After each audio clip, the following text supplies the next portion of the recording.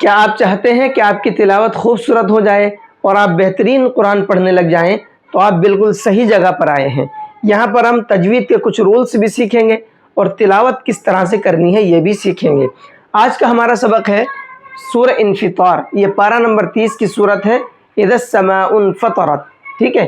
تو بس گزارش آپ سے یہ ہے کہ ویڈیو کو پورا دیکھیں، اور اگر آپ کو اچھی لگ جائے تو لائک بھی کر لیں، اور چینل پر نئے ہیں تو چینل کو سبسکرائب بھی کر لیں تاکہ اس طرح کی ویڈیو آپ تک پہنچتی رہے۔ آئیے شروع کرتے ہیں۔ اعوذ باللہ من الشیطان الرجیم، بسم اللہ الرحمن الرحیم۔ وَإِنَّ عَلَيْكُمْ لَحَافِظِينَ۔ وَإِنَّ، اس نون کے اندر غنہ کر کے پڑھیں گے۔ اچھا، غنہ کیا ہوتا ہے؟ ناک میں تھوڑی دیر آواز کو روکنا، یہ غنہ کہلاتا ہے۔ اب غنہ کیوں کریں گے؟ کیونکہ نون کے اوپر تشدید ہے۔ کیسے کریں گے؟ وَإِنَّ، یہ جو میں ناک میں آواز کو روک رہا ہوں یہ غنہ ہے۔ لحافظین، یہاں پر یہ بڑا ہا ہے، چھوٹا ہا بڑا ہا دونوں کے ساؤنڈ الگ الگ ہوتے ہیں۔ بڑا ہا کا ساؤنڈ تھوڑا باریک ہوتا ہے، مڈل حلق سے نکلتا ہے۔ چھوٹا ہا کا ساؤنڈ تھوڑا سا بھاری ہوتا ہے، شروع حلق سے نکلتا ہے، ٹھیک ہے؟ تو اس کو بڑا ہا کے ساتھ پڑھنا ہے، باریک ساؤنڈ کے ساتھ۔ لحافظین، ضا کو موٹا کر کے پڑھیں گے۔ کراما کاتبین، کراما، میں نے یہاں اس تنوین کے اندر اخفا کیا ہے، یعنی تھوڑی دیر آواز کو ناک میں چھپایا ہے۔ کیوں؟ کیونکہ یہاں پر قاعدہ اخفا کا بن رہا ہے۔ اخفا کا قاعدہ کیا ہوتا ہے؟ اس کی دو شرطیں ہیں۔ پہلی شرط تو یہ ہے کہ یا تو تنوین آ جائے یا پھر نون ساکن آ جائے، تو یہاں پر آ گئی تنوین۔ دوسری شرط یہ ہے کہ تنوین یا نون ساکن کے بعد میں اخفا کے 15 حرف ہیں، ان میں سے کوئی ایک حرف آ جائے، تو یہاں پر ان میں سے کاف آیا ہوا ہے۔ اب کیا کریں گے؟ اگر تنوین کے بعد اخفا کے 15 حرفوں میں سے کوئی بھی حرف آتا ہے تو پھر تنوین کی یا نون ساکن کی آواز کو تھوڑی دیر ناک میں چھپاتے ہیں۔ کیسے؟ کراما، اس طرح سے۔ کاتبین، یعلمون ما تفعلون، یعلمون، یہاں پر عین ہے، حمزہ نہیں ہے۔ بہت سے لوگ اس کو یعلمون پڑھتے ہیں، اگر یعلمون پڑھیں گے تو یہ حمزہ کا ساؤنڈ آئے گا یا پھر الف مدہ کا ساؤنڈ آئے گا، عین کا نہیں آئے گا، تو تھوڑا سا حلق سے نکالیں۔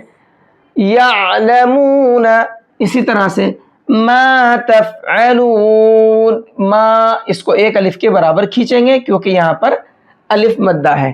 الف مدہ کیوں ہے؟ الف ہے اور اس سے پہلے زبر ہے۔ الف سے پہلے زبر ہوتا ہے تو وہ الف مدہ ہوتا ہے، اور الف مدہ کو ایک الف کے برابر کھینچتے ہیں، ما، ایسے۔ ان الابرار لفی نعیم، اس نون میں بھی غنہ کریں گے کیونکہ نون پہ یہاں بھی تشدید ہے، جیسا کہ میں نے آپ کو یہاں پر بتایا تھا۔ ابرار، دیکھیے گا یہاں پر، سمجھیے گا دھیان سے، با کے اندر قلقلہ کریں گے۔ اب یہ خوبصورتی ہے تلاوت کی، تجوید کی، کہ جو چیز جہاں پر ہو اس کو کریں تو مزہ آتا ہے پڑھنے میں۔ اب دیکھیے میں نے قلقلے کے ساتھ پڑھا ہے، اب تو یہ تو قلقلے کا ساؤنڈ ہوا، کتنا مزہ آ رہا ہے۔ اب بنا قلقلے کے پڑھیے گا، اب را را، وہ مزہ نہیں آ رہا ہے۔ اب را را، جو مزہ اس میں آ رہا ہے۔ اب قلقلہ کیا ہوتا ہے اس کو سمجھیے گا۔ قلقلہ ہلکا سا آواز کو ڈبل کرنے کو بولتے ہیں، اب، اب، اس طرح سے۔ اب کیوں کرنا ہے؟ دیکھیے قلقلے کے 5 حروف ہیں، کیا کیا ہیں یہ ہے، دیکھیے، قاف، طا، با، جیم، دال، ٹھیک ہے؟ اب ان میں قلقلہ کب کریں گے؟ قلقلہ کرنے کے لیے شرط یہ ہے کہ ان کے اوپر جزم ہونا چاہیے، ٹھیک ہے؟ اب یہاں پر دیکھیے با ہے یہ والا، ٹھیک، اور اس کے اوپر یہ آ گیا جزم، یہ والا، ٹھیک ہے؟ تو اب کیا کریں گے؟ ہلکا سا قلقلہ کریں گے، اب، اس طرح سے۔ اور یہاں پر 2 را ہیں، دونوں کے اوپر زبر ہیں تو دونوں کو موٹا کر کے پڑھیں گے، ابرار، ٹھیک۔ لفی نعیم، لفی، یہاں پر یہ یا مدہ ہے۔ یا مدہ کیوں ہے؟ یا ہے اور اس کے اوپر جزم ہے اور اس سے پہلے زیر ہے تو یہ یا مدہ ہوا۔ یا مدہ کو بھی ایک الف کے برابر کھینچتے ہیں۔ اب یہ پوائنٹ میں آپ کو اس لیے بتا رہا ہوں کہ یہاں پر زیادہ تر لوگ پڑھنے میں غلطی کرتے ہیں. لفی نعیم جلدی پڑھ دیتے ہیں, کھینچتے نہیں ہے, ایک الف کے برابر کھینچنا ہے. لفی نعیم, ٹھیک. اچھا, نعیم اس صورت میں پڑھیں گے جب ہم یہاں پر آیت کریں گے. اگر ہم آیت نہیں کرتے, آگے تک پڑھ کر کے جاتے ہیں, تو اب یہاں پر قاعدہ بنے گا ادغام مع الغنہ کا. ادغام مع الغنہ کیا ہوتا ہے؟ دو لفظوں کو مکس کریں گے اور ساتھ میں غنہ کر کے پڑھیں گے. اچھا, ادغام کے معنی, ادغام ایک عربی کا لفظ ہے, اس کے معنی مکس کرنا آتے ہیں انگلش میں, اور اردو میں ملانا. ملانا, مکس کرنا, ادغام تینوں ایک ہی چیز ہے نا. تو یہاں پر دو لفظوں کو ایک جگہ مکس کریں گے, ساتھ میں غنہ کر کے پڑھیں گے. اب یہ کب کریں گے, کیوں کریں گے, اس کو سمجھیے گا. دیکھیے یہاں پر جو قاعدہ بن رہا ہے وہ ادغام یرملون کا ہے. اب ادغام یرملون کے قاعدے کے لیے بھی دو ہی شرطیں ہیں. پہلی شرط تو یہ ہے کہ یا تو تنوین ہو یا پھر نون ساکن ہو. تو یہاں پر یہ آ گئی تنوین, ٹھیک ہے, سمجھ میں آیا. دوسری شرط یہ ہے کہ تنوین یا نون ساکن کے بعد میں چار حرف ہیں, ان میں سے کوئی حرف آ جائے. چار حرف یہ ہیں یا, واو, میم, نون. اب یہاں پر قاعدے کو سمجھیے گا. پہلی شرط یہ آ گئی تنوین. اب دوسری شرط یہ آ گیا تنوین کے بعد میں واو, یہ والا جو دوسرے نمبر پر ہے. اب کیا کریں گے, اس کو بہت دھیان سے سمجھیے گا. دیکھیے اب یہ کریں گے کہ اس تنوین کو واو کے اندر مکس کر دیں گے. مکس کرنے کا پتہ کیسے چلے گا؟ تنوین میں کس چیز کی آواز نکلتی ہے؟ نون کی. میم دو زیر من, لاسٹ میں نون کی آواز نکل رہی ہے. تو اب یہ نون کی آواز نہیں نکلے گی, بلکہ اب واو کی آواز نکلے گی تنوین کے اندر. کیوں؟ کیونکہ تنوین واو میں مکس ہو گیا ہے. جو جس چیز میں مکس ہو جاتا ہے پھر وہ اسی کی آواز نکالتا ہے. تو یہ تنوین اب واو کی آواز نکالے گا. کیسے؟ میم واو دو زیر میو, میو, ٹھیک. ساتھ میں غنہ بھی کریں گے.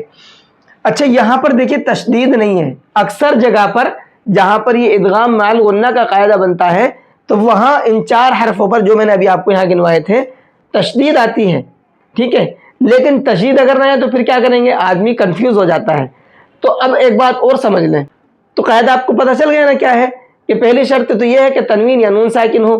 دوسری شرط یہ ہے کہ جو چار حرف میں نے آپ کو گنوائے تھے ان چار حرفوں میں سے کوئی حرف تنوین یا نون ساکن کے بعد میں آ جائے. تو اب آپ کو ادغام کرنا ہی کرنا ہے, چاہے وہاں پر تشدید ہو یا نہ ہو, ٹھیک ہے. تشدید ہوتی ہے تو اچھا ہے, نہیں ہوتی ہے تو آپ کو رول کو سمجھ کر کے خود کیجئے گا اس کام کو. تو یہاں پر تشدید نہیں ہے, لیکن پھر بھی ہم یہاں پر ملا کر کے غنہ کر کے پڑھیں گے. نعیمیوں, اس طرح سے. سمجھ میں آ گیا قاعدہ آپ کو؟ چلیے گا اب آگے پڑھتے ہیں. وَإِنَّ الْفُجَّارَ لَفِي جَحِيمٍ. وَإِنَّ, یہاں پر بھی نون پر تشدید ہے تو غنہ کریں گے. فجار, را کو موٹا کر کے پڑھیں گے. لفی جحیم, یہاں پر بھی یا مدہ ہے, ابھی میں نے آپ کو یہاں پر بتا دیا ہے, تو اس کو بھی ایک الف کے برابر کھینچیں گے. اب دیکھیے یہاں پر جحیم اس صورت میں پڑھیں گے جب یہاں پر آیت کریں گے. اگر آیت نہیں کرتے ہیں تو پھر وہی قاعدہ بنے گا ادغام یرملون کا, جو بھی میں نے آپ کو یہاں پر سمجھایا ہے. تو یہاں پر کیوں بنے گا, دیکھیے گا یہاں پر پہلی شرط تنوین یہ پائی جا رہی جیسے کہ یہاں پر تھی, تو پہلی شرط تو پائی جا رہی ہے. دوسری شرط کیا ہے, تنوین یا نون ساکن کے بعد میں جو چار حرف میں نے گنوائے تھے آپ کو ابھی, ان میں سے ایک یا بھی ہے. پھر گنوا دیتا ہوں دوبارہ, دیکھیے یہ رہے, تو ان میں سے یہ آ گیا یا, یہ والا, ٹھیک ہے. تو اب کیا کریں گے, اس تنوین کو یا میں مکس کر دیں گے. پھر تنوین میں جو نون کی آواز نکلتی ہے وہ نون کی نہیں نکلے گی, اس یا کی نکلے گی. کیسے پڑھیں گے؟ میم یا دو زیر می, سمجھ میں آیا؟ ساتھ میں غنہ بھی کریں گے. می یصلونہا, اس طرح سے پڑھیں گے. اب یہاں پر تشدید ہے, اگر نہیں بھی ہوتا تب بھی ہم اس قاعدے کو کرتے. یصلونہا یوم الدین, صاد ہے موٹا کر کے پڑھیں گے. یوم الدین. تو الحمدللہ آج کا سبق آپ کا کمپلیٹ ہو گیا ہے. امید ہے کہ آپ کو سمجھ میں آ گیا ہوگا. اگر پھر بھی کچھ سمجھ میں نہیں آیا تو آپ کمنٹ کر کے پوچھ سکتے ہیں, انشاءاللہ آپ کو جواب ضرور دوں گا. آئیے اس کو ایک بار پڑھ کر کے دیکھ لیتے ہیں. وَإِنَّ عَلَيْكُمْ لَحَافِظِينَ كِرَامًا كَاتِبِينَ يعلمون ما تفعلون إن الأبرار لفی نعیم.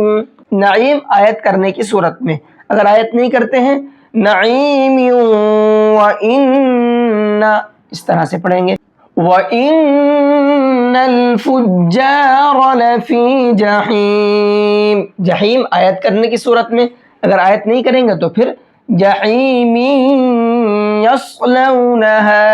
ٹھیک ہے، یصلونہا یوم الدین.